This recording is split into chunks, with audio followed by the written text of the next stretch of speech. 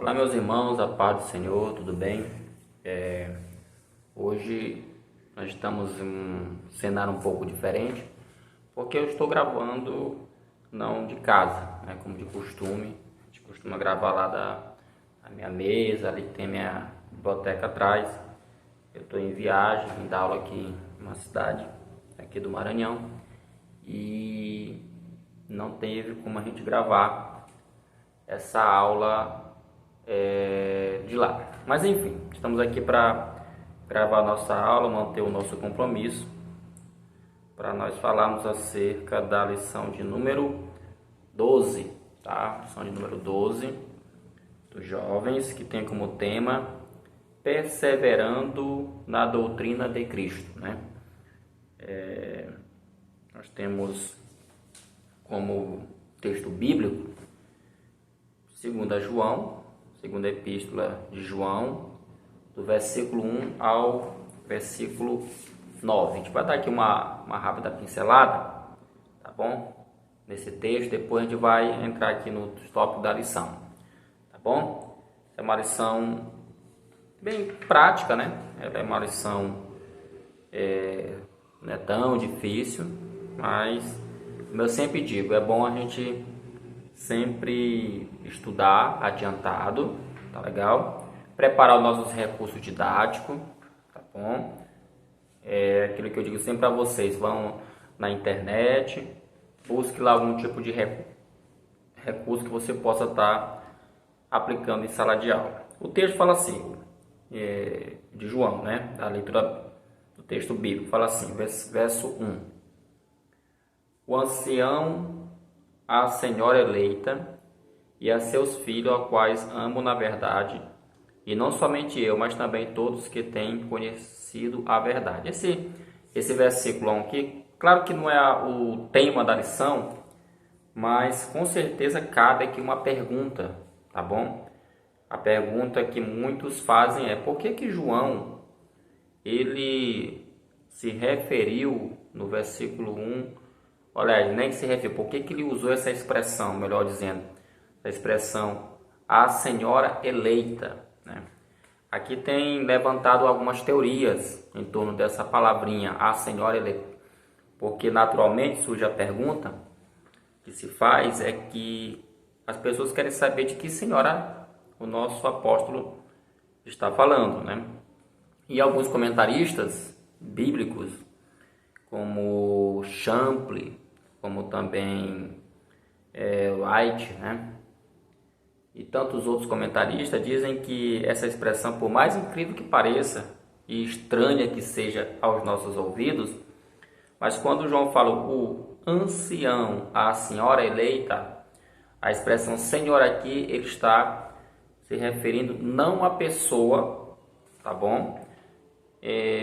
Específica, ele está na verdade se referindo à igreja, tá bom? Então aqui ele trata a igreja, que ele chama a igreja de forma carinhosa, que é muito comum nas palavras de João ele usar palavras assim, digamos, carinhosa. Você vê que às vezes ele chama os crentes de filhinhos, né? É um jeito que João tem de se expressar em suas cartas. Então essa palavra senhora, tá bom? Muitos vão dizer que é a igreja, mas também há aqueles que acreditam que essa senhora aqui seria uma pastora. Eu acho que não é o caso, porque é aquilo que a gente sempre diz, todo o texto bíblico, ele precisa ter respaldo em todo o seu contexto. E tudo indica pelo contexto que não é essa ideia de João salientar aqui uma pastora, ainda que alguns queiram enxergar isso, tá? Verso 2 fala: por amor da verdade que está em nós e para sempre estará conosco. A graça, a misericórdia, a paz da parte de Deus Pai e da do Senhor Jesus Cristo, o Filho do Pai, sejam convosco na verdade e amor. Muito me alegro por achar que alguns de teus filhos andam na verdade, assim como temos o mandamento do Pai. E agora, Senhora, novamente aparece lá a expressão, rogo-te, não como escrevendo-te um novo mandamento, mas aquele mesmo que desde o princípio tivemos, né? Que nos amemos uns aos outros. E o amor é este, que andemos segundo os seus mandamentos. Este é o mandamento, como já desde o princípio ouviste, que andeis nele. Porque já muitos enganadores entraram no mundo, os quais não confessam que Jesus Cristo veio em carne. Este tal é o enganador e o anticristo. Olhai por vós mesmos, para que não percamos o que temos ganhado, antes recebamos o inteiro galardão. Todo aquele que prevarica, essa palavra prevaricar ou prevarica, esse verbo aqui significa trair. Então, se eu ler isso assim, todo aquele que trair e não persevera na doutrina de Cristo, não tem a Deus. Quem persevera na doutrina de Cristo, este tem tanto o Pai como o Filho. Então, esse é o texto. Infelizmente, como eu falo, já falei em outras lições passadas, eles não trabalham o texto em si. Raramente, às vezes ele vai fazer a citação do texto, mas a gente destaca aqui, é importante você destacar aqui essa questão da senhora. É até bom dar uma lida sobre esse assunto. E também o versículo 9, que está dividido aqui em duas partes, que fala todo aquele que prevarica e não persevera na doutrina de Cristo não tem a Deus. Ou seja, João está falando aqui que todo aquele que trair quem? Trair a Cristo, trair a doutrina de Cristo, trair a palavra de Cristo, não tem a Deus. Então, a gente vê aqui o que está acontecendo no mundo. Muitas pessoas têm traído, têm virado as costas, desistido. Então, o que o texto bíblico está falando é que essa pessoa não tem Deus. E segundo a parte B do versículo fala, mas quem persevera na doutrina de Cristo, tá bom? Este tem tanto o Pai como o Filho. Então, fica aí, né? Em um mundo relativizado, em um mundo onde a verdade não é absoluta. Fica aí essa dica do versículo 9 do capítulo, da segunda carta de João. A lição está dividida em 3 tópicos, como vocês bem sabem, na maioria está dividida assim. A primeira fala sobre a moralidade cristã, e aqui tem uma questão que é importante você dar uma olhada também. Ele vai falar sobre ética e moral. As duas palavras são bastante, como é que eu posso dizer, parecidas. Elas às vezes se confundem. Mas o que podemos dizer acerca, assim, como é que eu poderia explicar para vocês sobre essa questão da moral e da ética? Inclusive tem esse livro aqui, que foi um livro, eu não lembro agora o ano, mas 2018, há um tempinho, né? Foi um livro usado como livro-texto, tá? Para a lição da Escola Bíblica Dominical dos adultos. E no capítulo 1 do livro, quem tiver esse livro em casa, ele vai fazer essa diferença, né? Sobre o que é ética e o que é moral, né? Porque apesar de parecerem iguais, mas são coisas diferentes. Mas basicamente o que o pastor Douglas Baptista e outros mais vão falar o que podemos dizer sobre a ética. A ética, ela é um estudo filosófico, tá bom? E ela procura estudar a moral. Então, podemos dizer que a moral, eu sei que vai ter filósofos me assistindo, pode até me corrigir e explicar até melhor a situação, mas o meu interesse aqui é mostrar da maneira mais simples possível para que a pessoa possa entender. Então, voltando às minhas palavras, a ética ela procura estudar a moral. Então, ela procura entender como é que se dá a moral dentro de um determinado grupo, tá? Mas também a ética tem a ver com a questão também de conceitos, preceitos, e também tem a ver com costumes e hábitos, assim como também a moral tem isso, conceitos, costumes, também hábitos. A ética também tem isso. Por exemplo, a gente pode dizer que existe uma ética individual. A ética ela é individual, eu tenho a minha ética, você tem a sua ética. Então, o ser humano em si tem os seus padrões, digamos assim, os seus comportamentos éticos. Quanto à questão da moral, o grupo ele pode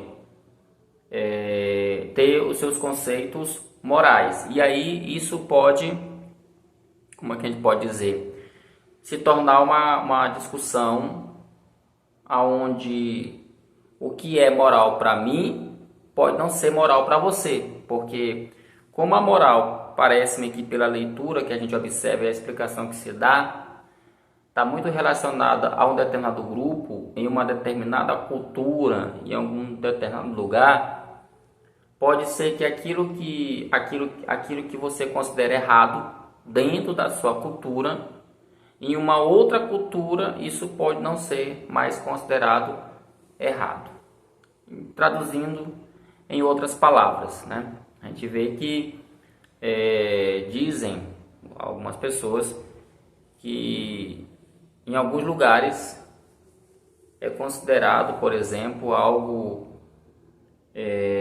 como é que eu poderia dizer, errado, estranho, tomar café, né? Tem culturas que eles não são muito favoráveis a tomar café. Já no Brasil não, o brasileiro já toma muito café. Mas vamos aqui afinar um pouco mais essa questão. Na questão, por exemplo, de couro mais íntimo. Nós sabemos que existem países no mundo como a Holanda, onde é permitido, por exemplo, as pessoas usar drogas, tipo maconha e até mesmo praticar atos sexuais em praça pública. Isso para eles é considerado natural. Logo, isso não é considerado na cosmovisão daquele lugar um ato imoral. Já no Brasil, ainda que seja um país muito liberal, mas questões como essa não são permitidas, porque as leis do país, tá? A cultura do país, os costumes desse país não permite fazer tal ato. Então, é aquilo que eu falei agora há pouco. O que para mim é errado, para outra cultura pode não ser. Por isso é que, como fala a lição, essa moral e essa ética, que é a moral cristã, a ética cristã, ela tem que ter uma fonte. Qual é a fonte? A Bíblia.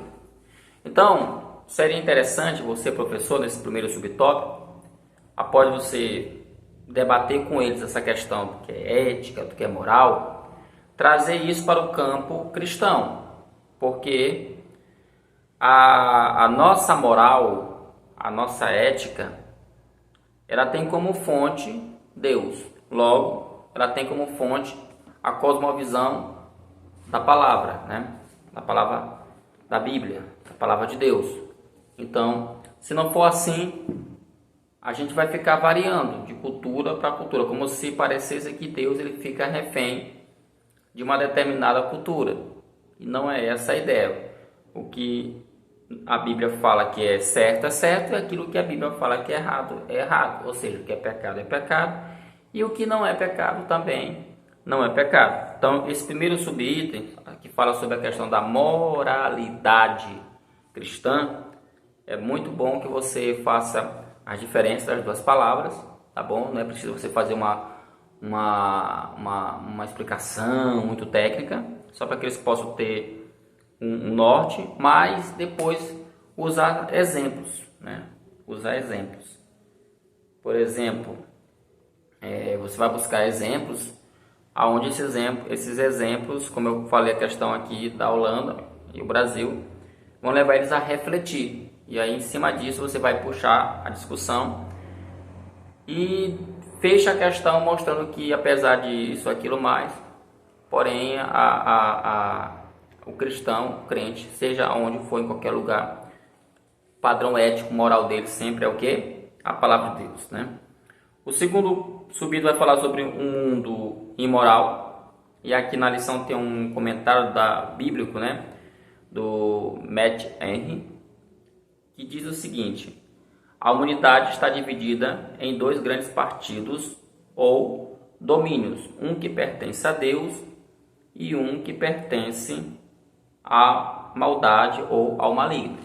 Então, é como eu acabei de falar, veja que a sociedade, o mundo de forma geral, ele tem isso mesmo.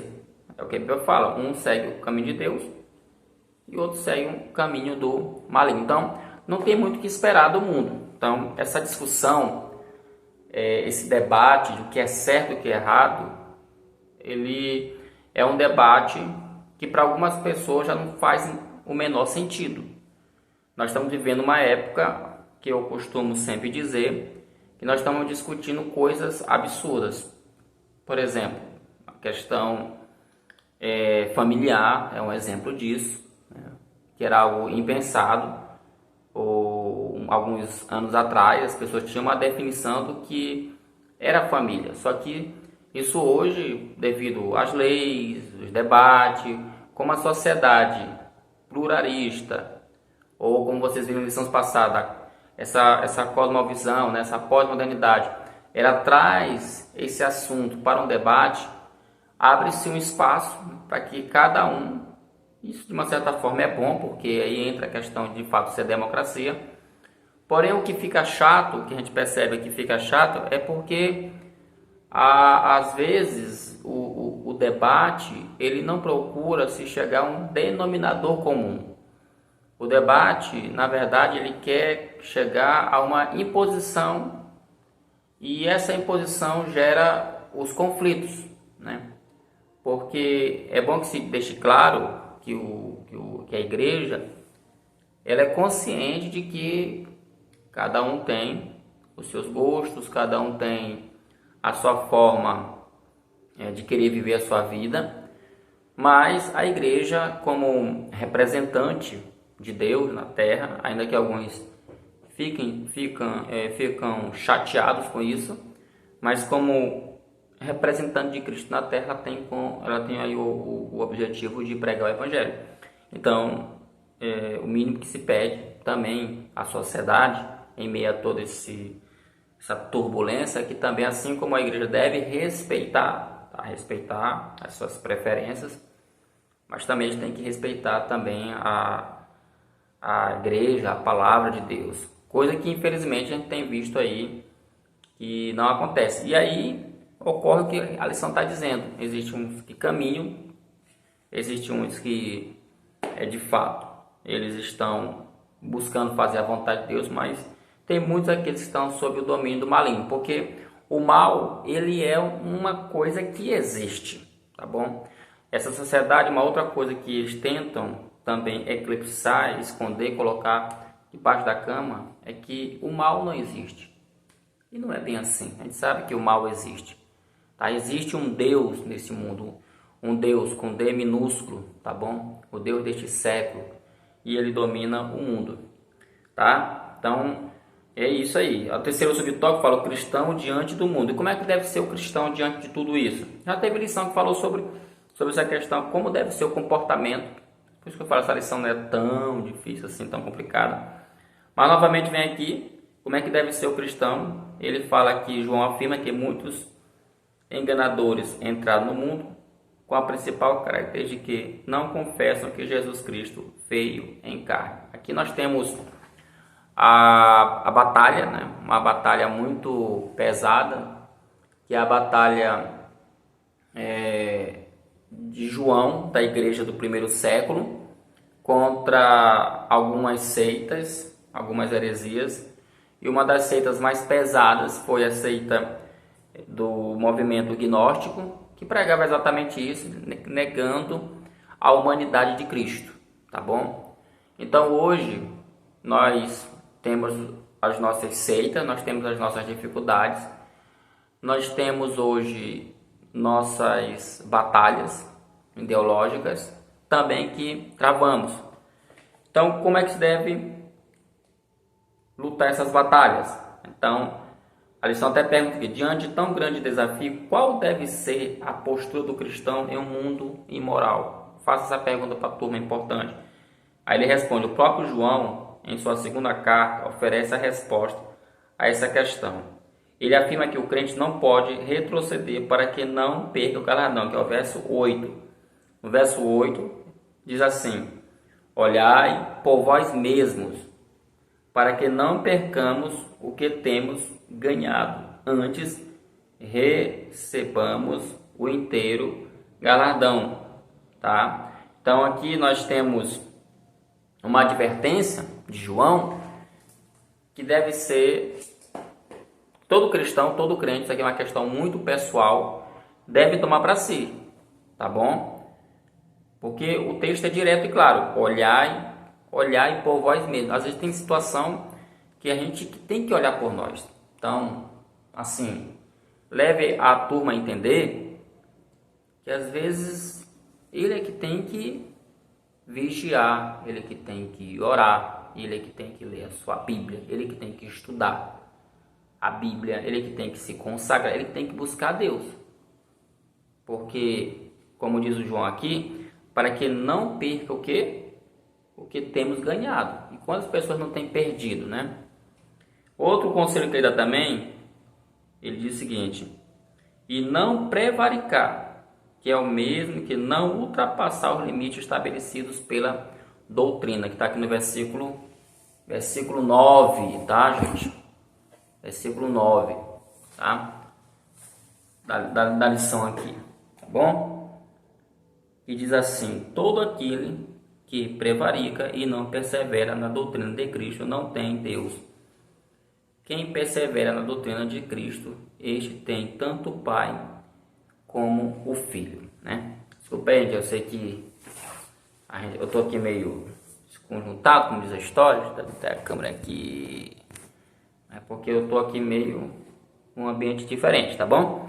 Então esse é o primeiro tópico da lição, não tá tão complicado. Eu acho que o mais complicado dessa lição aqui é o primeiro subitem, que é importante aí você fazer uma distinção entre ética e moral, tá bom? Entendendo que a ética, ela, em termos assim mais acadêmicos, ela tem como função estudar a moral, ou seja, a ética, só recapitulando, ela vai estudar aquele grupo, a moral daquele grupo. Ela vai procurar entender aquilo dali, tá bom? E a partir disso aí ela vai estabelecer critérios. Então, os conceitos são estabelecidos a partir do estudo que ela faz da moral, tá bom? Por isso tem mais, como eu vi um conceito, né? Às vezes, dentro de uma sociedade, dentro de um grupo, pode ter a moral A, B, C, D. Mas dentro de uma empresa, digamos assim, dentro de uma empresa, dentro de um grupo, pode ter essa moral A, B, C, etc. Mas você pode ter uma ética onde você só acredita na moral A e B. C e D não faz parte da tua ética, porque é uma coisa muito mais, digamos assim, mais individual, tá? Eu volto a falar, elas se confundem, tá legal? Então, por se confundir, alguns acabam usando as palavras como sinônimo, mas não são sinônimas, que fique bem claro isso. E outra coisa que é importante se dizer em sala de aula, por que as pessoas falam que a verdade, por que as pessoas falam que determinados conceitos são relativos? Porque, volto a dizer, como isso pode variar de cultura para cultura, esse debate acaba aparecendo. Mas aí, se a gente for puxar isso aqui, vai longe, porque a pergunta que nós fazemos é: a verdade, ela é relativa ou ela é absoluta? Então, na cosmovisão cristã, extraído pela Bíblia, a verdade ela é absoluta, tá? Fique bem claro isso. Segundo tópico fala: andando segundo os mandamentos de Jesus, tá bom? Aqui no primeiro subitem ele fala sobre os mandamentos de Jesus e ele vai citar aqui, tá bom? Seria importante você dar uma lida, ainda aqui de relance, o Sermão do Monte, tá legal? Pelo menos aqui, ó, que vai do capítulo 4, tá? Até o capítulo 7. Ó, você pode pegar alguns versículos, não são todos, que não vai dar para ler tudo isso, tá bom? e ler em sala de aula. Eu tive um professor de teologia, quando eu estava estudando, que ele dizia o seguinte: se toda a Bíblia se perdesse, mas sobrasse o Sermão do Monte, o cristianismo ele continuaria salvo, porque a verdade é que o Sermão do Monte ele é considerado como se fosse a constituição do reino de Deus. Você lê exatamente isso. Ó, por exemplo, capítulo 7. Já pensou? Isso bem aqui, você pôr para prática. Não julgueis para que não sejais julgados. Já pensou? Já pensou você botar o versículo 7 assim, ó, pedi e dar-vos-á, buscai e encontrareis, batei e abrir-se-vos-á. Já pensou você pegar isso aqui é só alguns versículos, tá? Acautelai-vos, porém, dos falsos profetas, que vêm até vós vestidos como ovelhas, mas interiormente são lobos devoradores. Por seus frutos os conhecereis. Porventura colhem-se uva dos espinheiros ou figo dos abrolhos? Então, o Sermão do Monte está aqui. Eu li só alguns versículos do capítulo 7. Mas ele tem uma série, como coloca aqui a lição, ó. Ele fala aqui, como é que está disponível ali o Sermão do Monte. Ele fala bem aqui, eles estão assim dispostos. Relacionamentos interpessoais, relacionamentos saudáveis com Deus. Ele fala sobre o caminho da salvação e da perdição. Alerta sobre os falsos profetas, eu acabei de ler. E a seriedade do reino, demonstrado na forma com que se dará o dia de acerto de contas. Portanto, aí estão os pontos pelos quais os mandamentos de Jesus são identificados e pode ser bem compreendido. Então, você quer conhecer as palavras, você quer conhecer de fato o ensinamento de Jesus? Eis aí, te apresento o Sermão do Monte, que vai do capítulo 4 até o capítulo 7 de Mateus. E aí cabe até uma perguntinha para os alunos: vocês já leram, né, o Sermão do Monte? Vocês conhecem de fato o Sermão do Monte? Ó, o segundo tópico fala mandamentos santificadores, né? Ele fala que mestre por excelência, ao ponto de até os servidores dos fariseus reconhecerem a sua sabedoria. Jesus ensinou por palavras, por meio dos sinais que operou na presença dos discípulos, ensinando princípios eternos, e até ao orar, o mestre compartilhou ensinamentos, como se vê na chamada oração sacerdotal. Na palavra, pois ela é a verdade. A referência à palavra de Deus tem relação direta com a verdade eterna da doutrina que Jesus ensinou. Então, os mandamentos de Jesus são santificadores, né, gente? E o terceiro subtópico não é uma lição difícil, né? Os benefícios dos mandamentos. E aqui, novamente, é interessante a gente deixar claro como é importante, quais são os benefícios. Seria muito bom se você puder colocar no quadro, se você puder escrever no papel, 10 benefícios, 20, eu não sei quantos benefícios para aqueles que guardam, né, os mandamentos de Jesus. É interessante você fazer uma lista. Aqui eu estou dando uma dica, eu não vou explicar isso porque isso aqui está muito simples. Você faz uma lista de 10 benefícios e leva elas para a sala de aula, ou pode pedir também para os alunos colocar coloca aí 2 benefícios, manda eles escreverem, cada um 2 benefícios ou apenas um benefício sobre a relevância, ou seja, a importância de se obedecer os mandamentos do Senhor. Depois você pode escolher 5 alunos, dependendo também da sua sala, e botar para eles ler aquele benefício e explicar com suas próprias palavras. Isso é bom porque você incentiva, você motiva, quem sabe aí você descobre novos talentos, novos professores. Então é muito importante. E por último, o terceiro tópico fala olhando por nós mesmos. Baseado lá na lição, já falei, o primeiro vídeo fala sobre olhar por vós mesmos.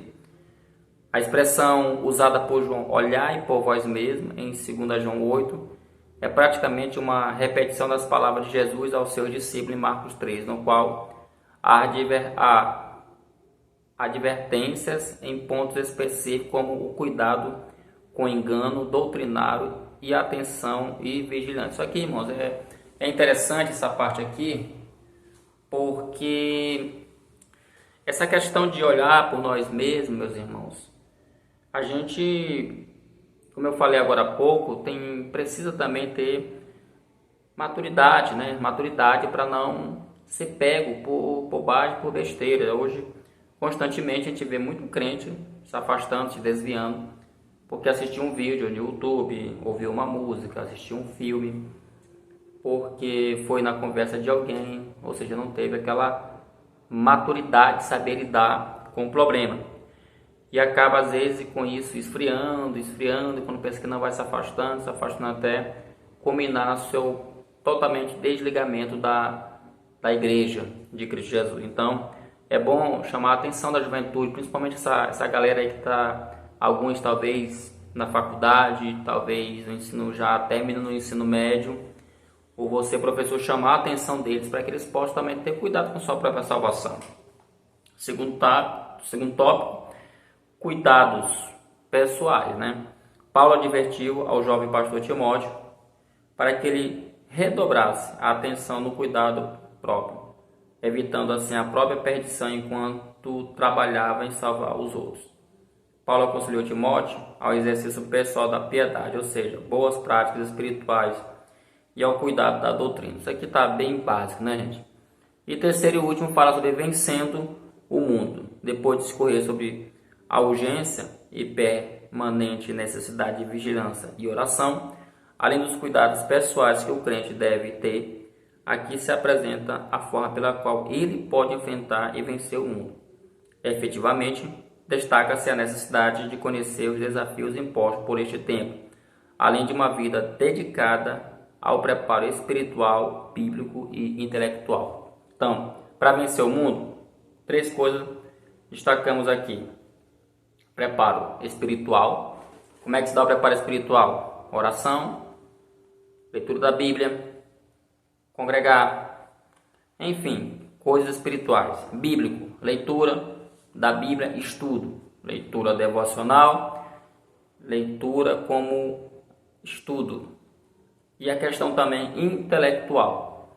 Eu estava pensando sobre isso, mas nós, do movimento das igrejas pentecostais, ainda temos uma certa dificuldade em entender a relevância, a importância de nos prepararmos também intelectualmente para as questões do nosso tempo. Como um certo professor meu sempre dizia para nós em sala de aula, todo teólogo ele precisa responder ao seu tempo. Todo crente, eu vou agora mudar a frase dele, ele precisa responder ao seu tempo. Teu tempo é hoje. Quais são as nossas dificuldades? Quais são os nossos problemas? Tá? Nós sabemos que nosso maior inimigo, qual é o nosso maior inimigo? É a relativização, é a imoralidade. O que é? Aonde estão os maiores problemas que a igreja ela tem enfrentado? Então, para enfrentar, primeiro ela detecta os problemas, se prepara espiritualmente, se prepara biblicamente e também se prepara intelectualmente. Nancy Pearce, né, e Charles Colson, o cristão na cultura de hoje. Eles afirmam que depois de considerar a realidade do mundo em nossos dias, o cristão deve abraçar a verdade de Deus, entendendo a ordem física e moral que ele criou, defendendo amorosamente essa verdade diante de seus vizinhos e tendo a coragem de demonstrá-la em os caminhos da vida. Portanto, vigiem, orem e cuidem da sua vida espiritual, pois assim poderás enfrentar e vencer este mundo imoral, mantendo-se firme na verdadeira e pura doutrina da palavra. Esse é um livro muito bom, esses 2 autores aí, né? Então, meus queridos, essa é a nossa lição desse domingo que vem. Desejo que você tenha uma boa aula. Desculpa aí o tempo, né? Você vê que eu nem estou explanando, estou um pouco cansado. Mas aqui foi só realmente para dar uma, digamos assim, uma pincelada, porque a lição não está complicada. Acho que o mais difícil mesmo dela vai ser aquela questão lá da diferença da palavra ética e também da palavra moral. Qualquer dúvida, você bota lá no YouTube. Tem bons professores lá de filosofia, cristãos que fazem essa diferença bem bacana, até de forma animada, tá bom? Então, curtam o vídeo, compartilhem esse vídeo, tá legal? E na próxima aula estaremos fechando, né, o nosso primeiro trimestre, se Deus quiser, ok? Fiquem todos na paz do Senhor Jesus Cristo e até a próxima, se assim Deus quiser, em nome de Jesus. Amém.